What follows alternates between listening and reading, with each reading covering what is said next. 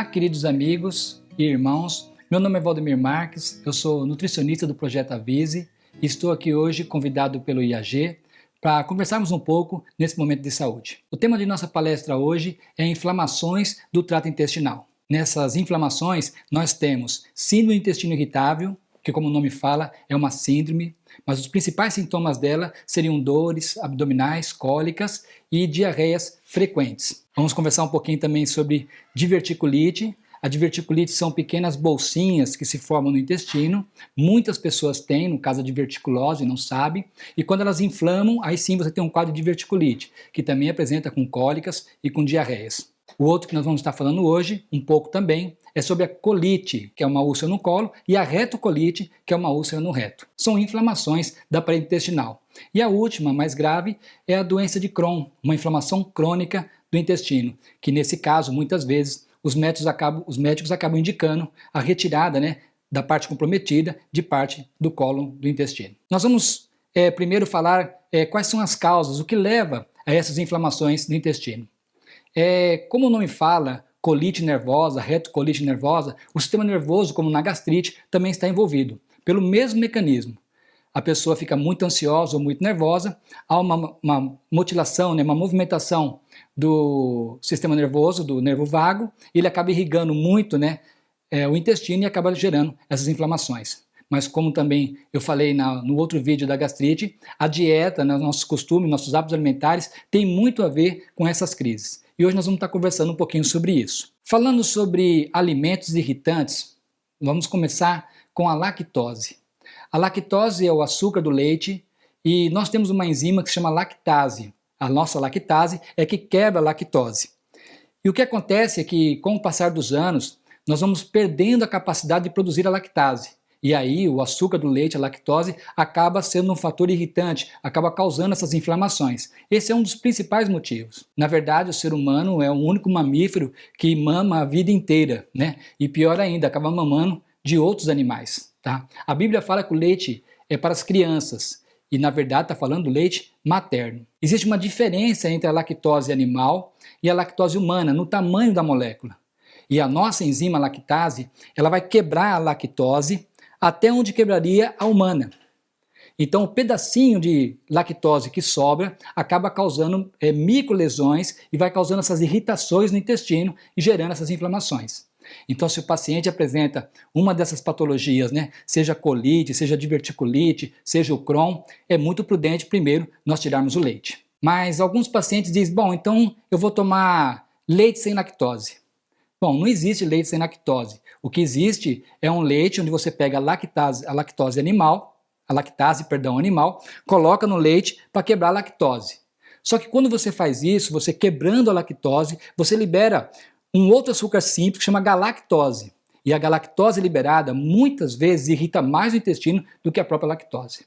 Então o conselho mesmo é nós tirarmos os alimentos que contêm leite. E aí sai todos os derivados do leite, manteiga, produtos de confeitaria, Então a pessoa tem que estar observando quais são os alimentos que contêm leite e retirando da dieta para que ela possa melhorar. Outro alimento que acaba irritando a parede do intestino é uma proteína que tem na farinha, que é o glúten. Com relação ao glúten, nós temos um problema porque a maioria das pessoas que acredita ser intolerante ao glúten, na verdade ela é alérgica, ela tem uma intolerância à lactose. A lactose vai criando uma série de irritações e aí ela começa a não ter capacidade de digerir também o glúten. Se essa pessoa tirar o leite, ela não vai ter problema com o glúten. Mas existem aqueles que realmente são alérgicos ao glúten. E um dos problemas do glúten também é que as pessoas acabam comendo. O glúten é um alimento presente no trigo, na cevada, na farinha de centeio e também na aveia. Ela acaba comendo alimentos com trigo, mas acaba comendo alimentos refinados. E é justamente a falta de fibra que acaba gerando problema. Então se a pessoa está percebendo que ela come uma massa, uma pizza, um pão, um alimento que vem farinha, e ela percebe o desconforto, ela precisa comer esses alimentos de forma integral. Que eu acredito que a maioria dos casos ela vai deixar de ter o problema. Mas se mesmo assim ela tiver, aí ela tem que retirar realmente o glúten da alimentação. Outro irritante que acaba inflamando a parede do intestino, como no caso das gastrites, que nós comentamos no vídeo passado, é a cafeína. A cafeína é irritante de mucosa, tanto na parte alta do aparelho digestivo, que é estômago, esôfago, como também no intestino, ela acaba sendo irritante. Então a cafeína tem que ser tirada da alimentação. Falando em cafeína, de novo caímos nos refrigerantes, mas agora sim, principalmente os à base de cola e as bebidas cafeinadas. Outro alimento que irrita bastante o aparelho do intestino são os condimentos picantes, especialmente a pimenta do reino. Então, se você tem esses desconfortos, tem síndrome do intestino irritável, tem diverticulite, o bom é nós abolirmos, né, tirarmos totalmente a pimenta de nossa dieta. E o mais agressivo de todos, que é o álcool, ok? Uma vez que eu tiro esses alimentos, eu já tenho uma grande melhora nos sintomas. Uma vez que eu tirei, não estou usando mais café, não estou tomando mais refrigerante, já tirei o leite da minha alimentação, estou evitando comer alimentos refinados, procurando comer só alimentos integrais, eu já vou ter uma melhora significante nos sintomas. Aí eu preciso começar agora a melhorar a minha alimentação. Primeiro, claro, cereais e integrais, né? Começar a comer o arroz integral para ter um aumento de fibra, as frutas e os legumes, principalmente mesmo pela questão das fibras. As fibras, a celulose, hemicelulose, enfim, todas as fibras, elas não são digeridas por nós, né? Nós comemos a quantidade de fibra, a mesma quantidade que você come, você excreta. Só que quando a fibra passa pelo intestino, ela faz dois papéis. Uma é varredura, ela faz uma limpeza no intestino. O segundo papel é que os bacilos da nossa microbiota, eles acabam comendo a fibra e liberando uma gordurinha, que é um ácido graxo de cadeia média, um triglicérides de cadeia média, e essa gordurinha, esse ácido graxo, ele funciona como um cicatrizante, ele vai cicatrizando o nosso intestino por dentro. Por isso a importância da fibra. A fibra, além de papel de limpeza, muito conhecido papel de limpeza, ela também é regeneradora, ela regenera o aparelho do intestino. Então, se você tem essas inflamações, colite, diverticulite, você deve estar usando alimentos integrais. Isso é essencial para que você alcance a cura. Outro alimento importante, aliás, falando em frutas, né? Eu vou citar duas frutas muito importantes, e essas frutas são muito simples, que é o mamão e a banana. Essas frutas, elas contêm um tipo de fibra, um tipo de açúcar, que chama fruto-óligo-sacarídeo, que na verdade são as principais cicatrizantes do aparelho intestinal. Então, para quem tem doenças inflamatórias do intestino, todas as frutas são saudáveis. O arroz integral é muito saudável, mas o mamão e a banana, vamos dizer assim, seria quase que obrigatório. Então, abrir o café da manhã com mamão e banana já é o primeiro passo para alcançar a cura. Mas falando um pouco agora de tratamento mesmo, de fitoterápicos, o que se destaca é que quando você tem um caso desse, a primeira coisa que nós precisamos fazer é tirar os desconfortos, tirar os sintomas que o paciente está sentindo.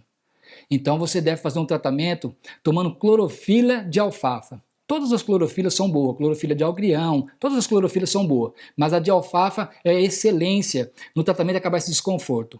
A alfafa ela desodoriza o intestino por dentro, ela alcaliniza o sangue e ela também limpa o fígado. Então melhora a dinâmica digestiva da pessoa e acaba todos aqueles desconfortos. Uma vez que acabou o desconforto, você começa uma segunda fase do tratamento, já com cicatrizante. E aí nós entramos de novo com a aloe vera. A aloe vera é especialmente indicada para inflamações tanto de gástricas, né, da parte alta, como do intestino delgado, intestino grosso. A babosa realmente é excelência. Então, vamos fazer um tratamento tomando aloe vera. Você pode pensar num tratamento aí de 3 ou 4 meses seguidos tomando aloe vera. Outro que é muito bom é o carvão vegetal.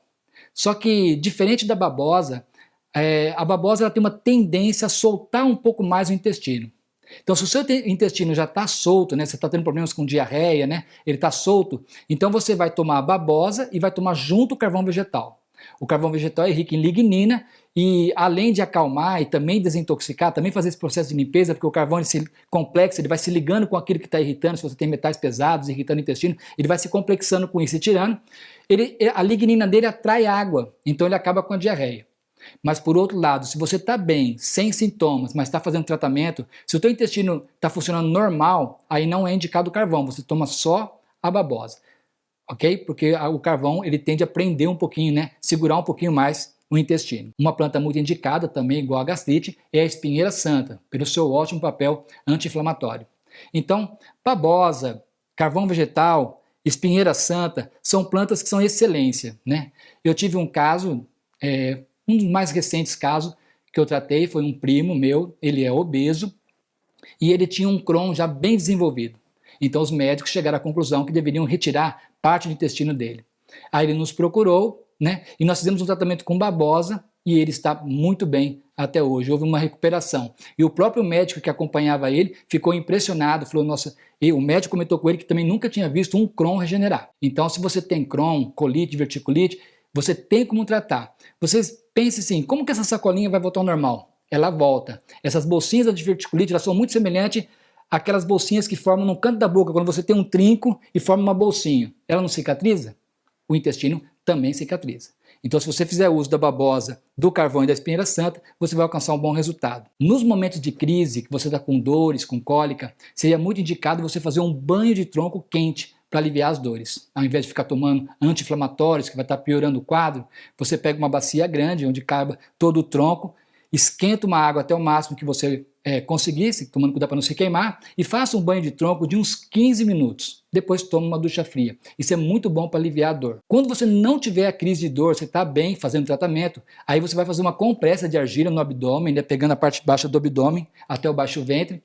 Uma compressa de argila de, vamos colocar assim, uma espessura de quase um dedo, argila em contato com a pele, e você vai fazer essa compressa por mais ou menos de 1 a 2 horas à noite, todos os dias. Mas se tiver dor, faça o banho de assento quente. Sem dor, coloque a argila, que ela é fria, ok? E se você fizer esse tratamento, acredito que em 2, 3, 4 meses você vai ter o problema resolvido. Mas é claro, você vai ter que continuar essa dieta praticamente para o resto da vida. Então esses alimentos irritantes, você precisa realmente tirar da sua alimentação e buscar ter uma alimentação saudável. Se você gostou desse vídeo, compartilhe com seus amigos, aliás, o máximo que você puder. Fique com Deus e até o próximo Momento de Saúde.